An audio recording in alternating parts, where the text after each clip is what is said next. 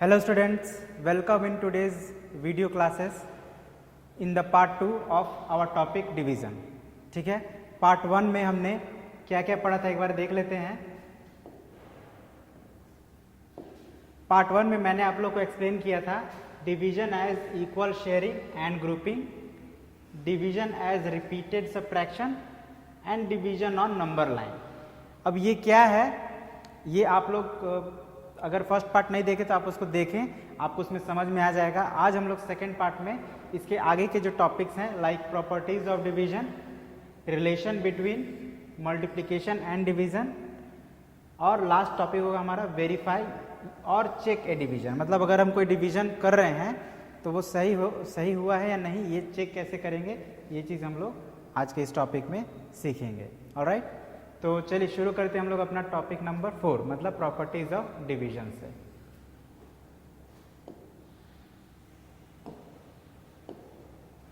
और फिर से मैं आपको एक बात बोल दूं कि अगर आपने फर्स्ट पार्ट नहीं देखा है तो आप उसको देख लें, ताकि आपको ये जो अभी इस पार्ट में हम लोग सीखेंगे वो आसानी से आपको समझ में आ जाए. ठीक है, तो पहला प्रॉपर्टी क्या होगा हमारा. ठीक है ना, बहुत सारे प्रॉपर्टीज हैं, हम लोग 3-4 प्रॉपर्टीज को जानेंगे. तो उसमें से जो पहला प्रॉपर्टी है हमारा वो ये है कि अगर कोई नंबर है, इफ ए नंबर, ठीक है ना, कोई भी नंबर है, ए नंबर का मतलब होता है कोई भी number is divided by itself. Itself मतलब खुद से, है ना, कोई नंबर है उसको उसी नंबर से डिवाइड किया जा रहा है. तो रिजल्ट क्या होगा, रिजल्ट विल बी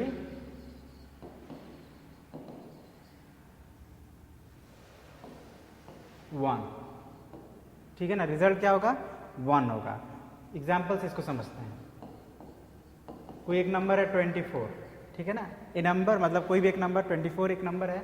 अब इसको हम लोग 24 से ही डिवाइड करते हैं. ठीक है ना, 24 को 24 से ही डिवाइड कर रहे हैं, तो आंसर क्या आएगा. अब आप डिवाइड करेंगे तो भी आपको आंसर पता चल जाएगा, लेकिन जब नंबर डिवाइड करने वाला और डिवाइड होने वाला दोनों सेम हो तो डिवाइड करने की जरूरत नहीं है, हम सीधे इसका आंसर क्या लिख देंगे, 1 लिख देंगे. ठीक है ना, अगर हमको ये प्रॉपर्टी पता होगा तो.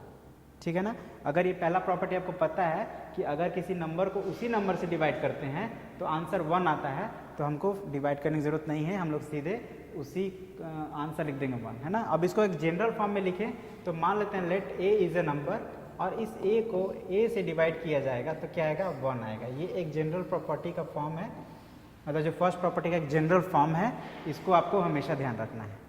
ठीक है, अब सेकंड प्रॉपर्टी क्या है.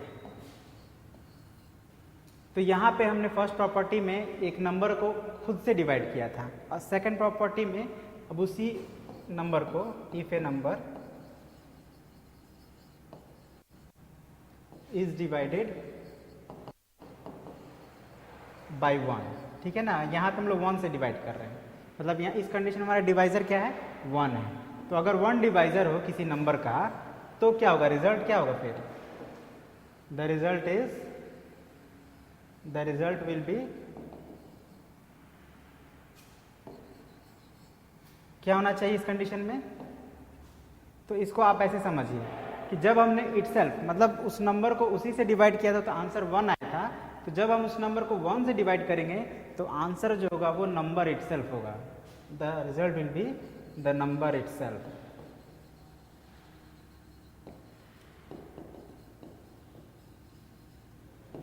ठीक है, अब इसको एग्जांपल समझिए. कोई नंबर है a, 24, वही एग्जांपल लेते हैं. 24 एक नंबर है, इसको अगर हम 1 से डिवाइड करेंगे तो आंसर क्या आएगा, तो इसका आंसर नंबर इटसेल्फ है ना. क्या नंबर आंसर होगा, द नंबर इटसेल्फ. और नंबर इटसेल्फ मतलब वही खुद ही नंबर, मतलब यहाँ पे आंसर 24 ही होगा. अब 24 की जगह आप कोई भी नंबर लीजिए, 42 ले लीजिए. 42 को 1 से डिवाइड करिए, 42 आएगा. 10 ले लीजिए, 10 को 1 से डिवाइड करिए, 10 आएगा.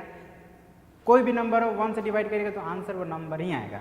अब इसको जनरली अगर हम लिखें तो let a is a number, let a is a number, और इसको हम डिवाइड कर रहे हैं किससे, 1 से. तो इस कंडीशन में जो रिजल्ट आएगा हमारा वो नंबर इटसेल्फ मतलब ए ही आएगा. ठीक है, तो आप या तो ये याद करें या सिंपल आप ये जो यहाँ पे लिखा है इसको भी आप समझ गए तो आपको इसको याद करने की जरूरत नहीं पड़ेगी। बस आपको ये समझना है कि if A number is divided by itself the result will B 1। यहाँ पे क्या है, if A number is divided by 1 the result is the number itself. ठीक है, तो आप अगर जनरल फॉर्म याद रखेंगे तो आसानी से इस प्रॉपर्टी को भी आप याद रख पाएंगे। चलिए नेक्स्ट प्रॉपर्टी को समझते हैं।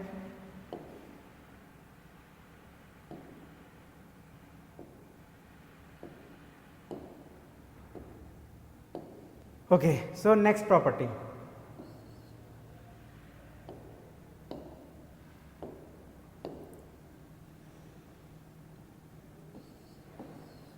अभी हम लोग एक नंबर को 1 से डिवाइड किए थे और नंबर इटसेल्फ से। अगर कोई नंबर होता है, इफ ए नंबर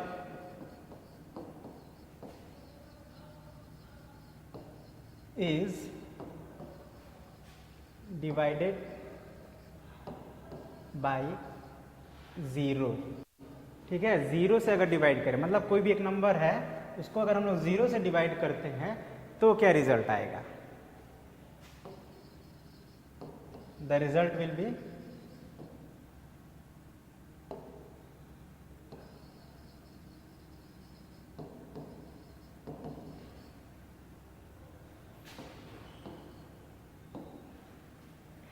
क्या रिजल्ट होगा इस कंडीशन में?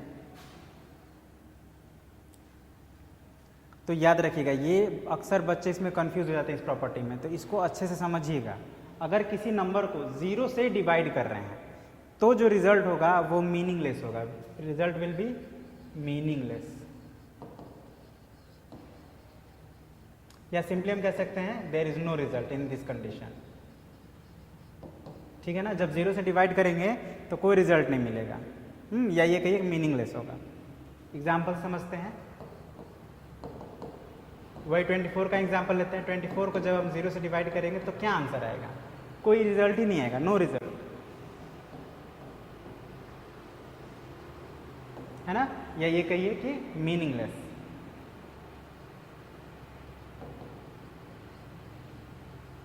ठीक है, तो ये आपको ध्यान रखना है। मीनिंगलेस या नो रिजल्ट कब होगा? जब डिवाइजर 0 होगा, मतलब 0 से डिवाइड करेंगे। या इसको हम अगर जनरली लिखे जनरल फॉर्म में तो हम लिख सकते हैं कि if a is divided by 0 the answer will be meaningless, या नो रिजल्ट, आप जो लिखें। ठीक है, ये याद रखना है आपको। अब एक और प्रॉपर्टी है, इस प्रॉपर्टी में हम लोग क्या कर रहे हैं, 0 को डिवाइड कर रहे हैं किसी नंबर से, है ना। अगर कोई नंबर, अगर 0 को, if 0 is divided by any number, अब एनी नंबर का मतलब ए नंबर लिखिए, द रिजल्ट विल बी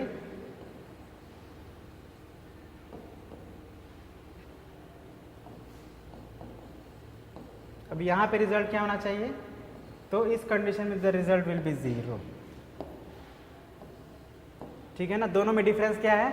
यहाँ पे हम लोग 0 से डिवाइड कर रहे थे और यहाँ पे हम लोग 0 को ही डिवाइड कर रहे हैं, है ना। यहाँ पे कोई ए नंबर लिखिए, एनी नंबर लिखिए, बात एक ही है। मैंने यहाँ ए नंबर लिखा है, यहाँ पे एनी नंबर लिखा है, दोनों का मतलब सेम ही होता है, कोई भी एक नंबर। ठीक है ना, मैं बार बार 24 का एग्जाम्पल दे रहा हूँ, तो आप ये मत समझिए कि सिर्फ 24 के कंडीशन में, कोई भी नंबर लेंगे आप तो रिजल्ट आपका उसी प्रॉपर्टी के अकॉर्डिंग वही होगा, है ना। तो इसको एग्जाम्पल समझते हैं। मान लीजिए कि कोई नंबर 0 को हम डिवाइड कर रहे हैं, इस बार दूसरा नंबर लेते हैं, 0 को डिवाइड कर रहे हैं 45 से। तो जब 0 को डिवाइड करेंगे किसी भी नंबर से तो आंसर क्या आना चाहिए? 0 आना चाहिए।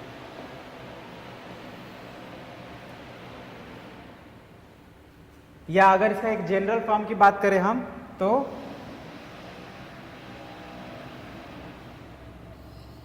0 divided by a number is equal to 0।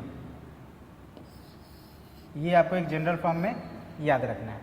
ठीक है, और इस तरह से आपका ये 4 प्रॉपर्टी हो गया। इनको आप हमेशा ध्यान रखेंगे, आपका डिवीजन करने में, इन कंडीशंस में डिवीजन करना बहुत इजी हो जाएगा। ठीक है, और ये बहुत इंपॉर्टेंट प्रॉपर्टीज़ है, आपको किसी भी आगे के क्लासेस में भी आपको इन प्रॉपर्टीज़ को हमेशा ध्यान रखना है, ठीक है। तो अब हम लोग बढ़ते हैं अपने नेक्स्ट टॉपिक की तरफ।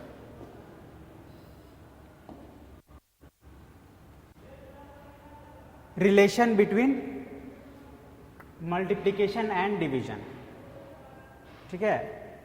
मल्टीप्लिकेशन एंड डिवीजन मतलब हम लोग मल्टीप्लिकेशन अगर कर रहे हैं और डिवीजन कर रहे हैं तो दोनों में कुछ रिलेशन है, उन रिलेशंस को जानेंगे।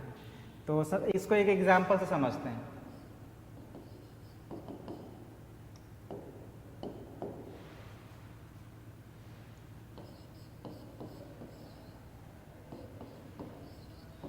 Four into six is equal to 24, ठीक है ना। ये क्या किया हमने, मल्टीप्लाई किया 4 को 6 से तो हमको मिला 24। मतलब यहाँ पे हम 3 नंबर्स आप देख सकते हैं, एक 4 है, 6 है और एक 24 है। यहाँ पे जो 24 है इसको हम लोग कहते हैं प्रोडक्ट, और ये 4 और 5 एक मल्टीप्लायर और एक मल्टीप्लिकेंड है।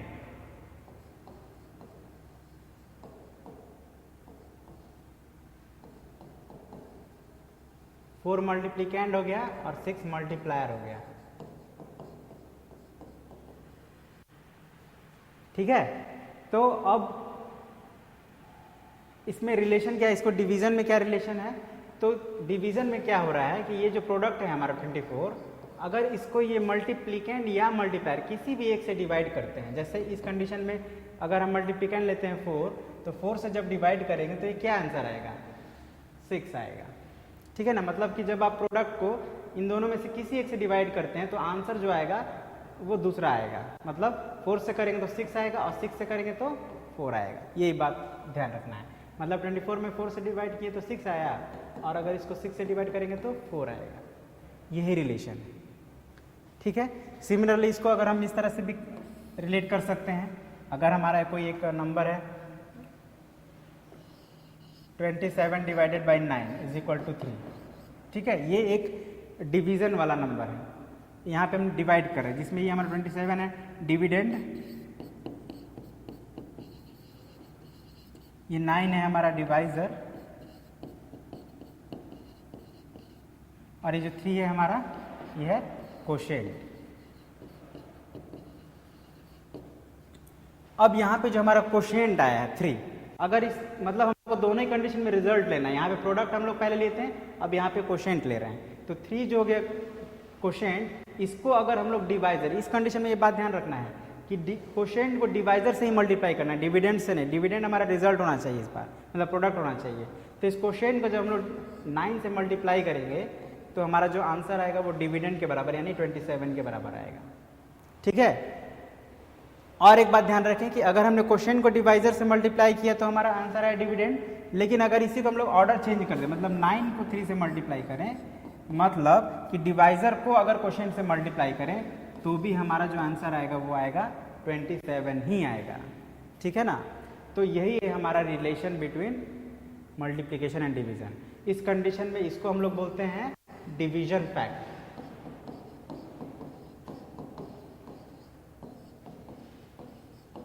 और इसको बोला जाता है मल्टीप्लिकेशन फैक्ट।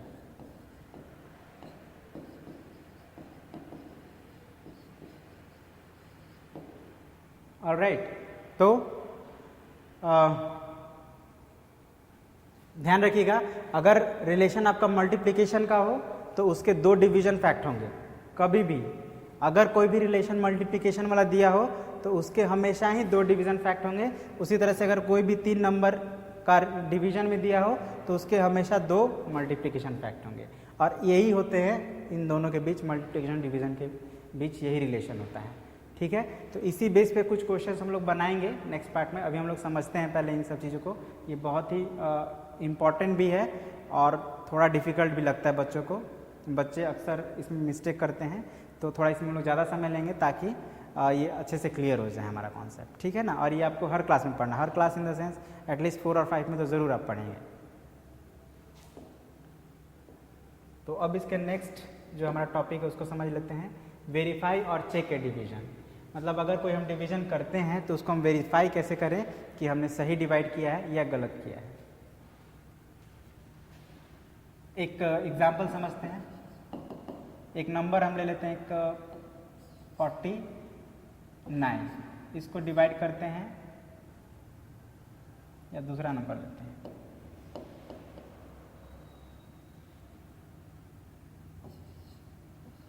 $57 एक नंबर लेते हैं और इसको डिवाइड करते हैं 4 से, ठीक है। तो जिस नंबर को डिवाइड करते हैं उसको क्या कहा जाता है, डिविडेंड। मतलब ये this is 57 is our dividend और 4 इज आवर डिवाइजर। तो अब हम पहले इसको डिवाइड करते हैं, उसके बाद देखते हैं क्या होता है।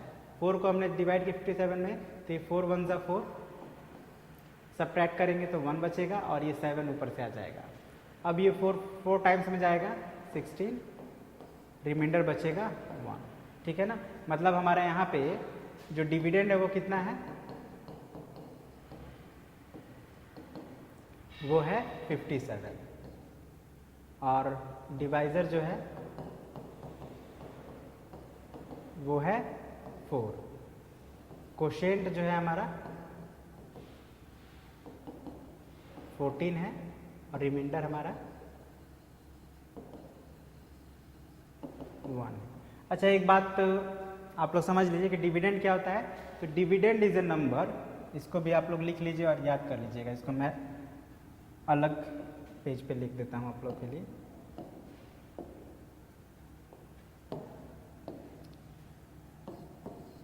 डिविडेंड क्या होता है, तो the number that we divide.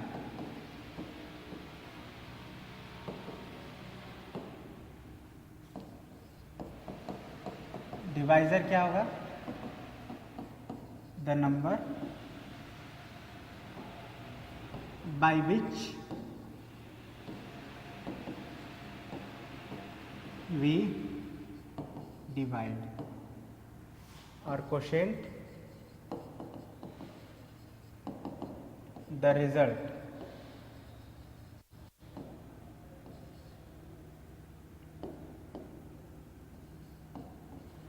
Of division.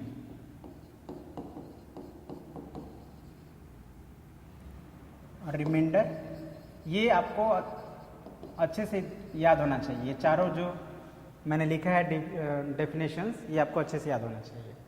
Reminder होता है द नंबर लेफ्ट ओवर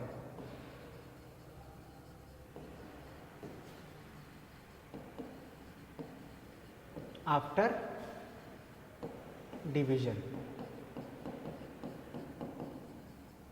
मतलब कि जब आप डिवीजन कर लिए तो उसके बाद जो नंबर बच गया उसी को रिमाइंडर कहते हैं, ठीक है ना। डिविडेंड मतलब जिस नंबर को डिवाइड करते हैं, मतलब 57।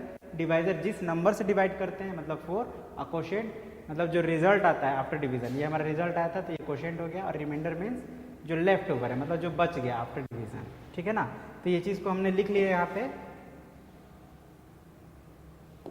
अब हम लोग को चेक करना है कि हमने जो डिवाइड किया है वो सही किया है या गलत, ठीक है। तो वो कैसे करेंगे, तो उसके लिए एक फार्मूला है, आपको ये याद रखना है। यहाँ पे मैं फार्मूला लिख रहा हूँ, इसको आप याद रखेंगे। फार्मूला होता है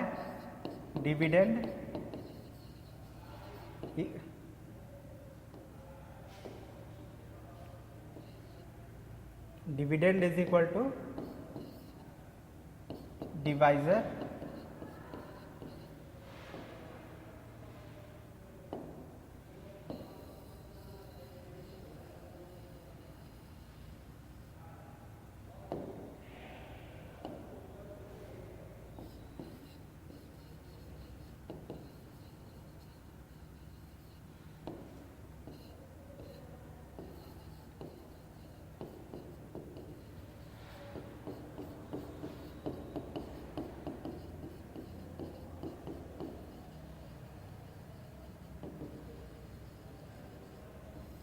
तो ये है हमारा फार्मूला, ठीक है। तो इसी फार्मूला का यूज़ करके हमको चेक करना है कि जो हमारा डिवीज़न हुआ है वो सही हुआ या गलत। अब कैसे करेंगे, तो ये फार्मूला आपको याद रखना है। इसको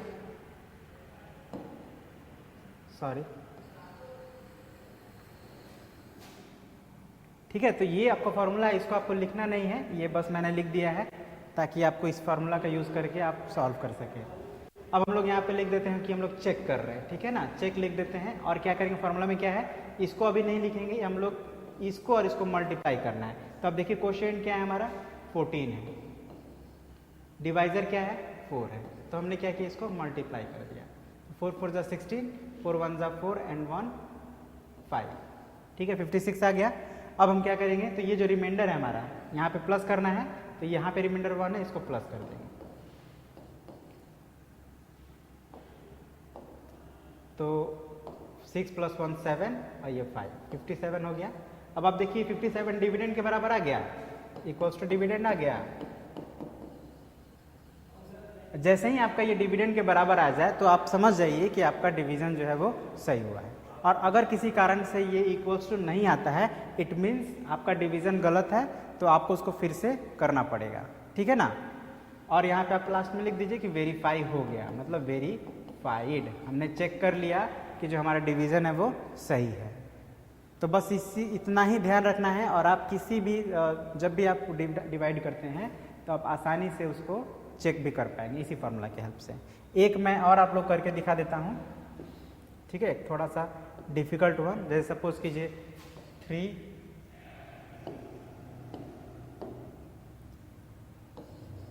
3 4 1 6, ठीक है ना, इसको हम लोग 7 से डिवाइड करते हैं। अब 7 से डिवाइड करेंगे तो 7 4 जा 28, इसको सब्ट्रैक्ट करेंगे तो आएगा, ये देखिए ये हो जाएगा 2 और ये हो जाएगा 14, 14 में से 8 गया 6 और ये 2 में से 2 कैंसिल 1 आया, ठीक है। अब 7 7 जा 49, 7 8 जा 56, 8 टाइम्स में 56, सब्ट्रैक्ट करेंगे तो अगेन ये हो जाएगा आपका 5 और यहाँ पे कैंसिल हो जाएगा और फिर आएगा 6, अभी 7 8 जा 56 हो गया, मतलब यहाँ पे रिमाइंडर हमारा कुछ भी नहीं आया है ना। तो इस कंडीशन में क्वोशिएंट आपका क्या हो जा रहा है 488 और डिवाइजर 7, रिमाइंडर, यहाँ पे रिमाइंडर कुछ नहीं बचा, तो कुछ नहीं बचा तो 0 और डिविडेंड क्या है, ये हमारा 3 4 1 6। अब हम क्या करेंगे, चेक करेंगे। चेक कैसे करते हैं, तो फार्मूला में हमारा क्या था, क्वोशिएंट मल्टीप्लाइड बाय डिवाइजर।